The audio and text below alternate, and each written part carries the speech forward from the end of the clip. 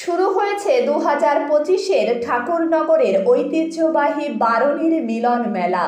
মতুয়া ধর্মের ঠাকুর শ্রী শ্রী হরিচাঁদ ঠাকুরের 214তম জন্মতিথি।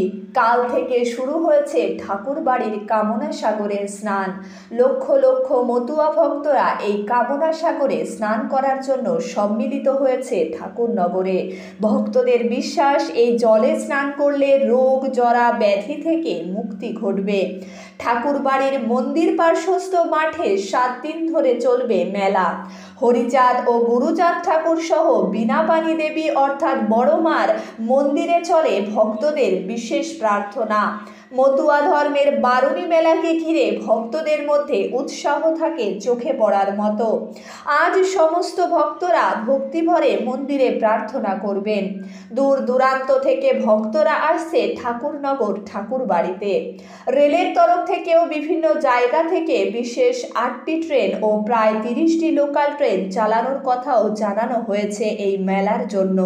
সংবাদ মাধ্যমে খবর, জলপথে বাংলাদেশ থেকে দলে দলে ভক্তরা আসছে ঠাকুরবাড়িতে। আলো দিয়ে সেজে উঠেছে গোটা ঠাকুরবাড়ির চত্বর। রীতি অনুযায়ী প্রথম ঠাকুরবাড়ির সদস্যরাই স্নান করবে কামনা সাগরে, তারপরই ভক্তরা স্নানের সুযোগ পাবে। ঠাকুরবাড়ির এই উৎসব উপলক্ষে প্রধানমন্ত্রী নরেন্দ্র মোদীও টুইট করেছেন। আর মমতা বালা ঠাকুর প্রধানমন্ত্রীর টুইটকে স্বাগত জানিয়ে বলেন, এই মেলা সকলের, সকলেই এই মেলায় আসতে পারে।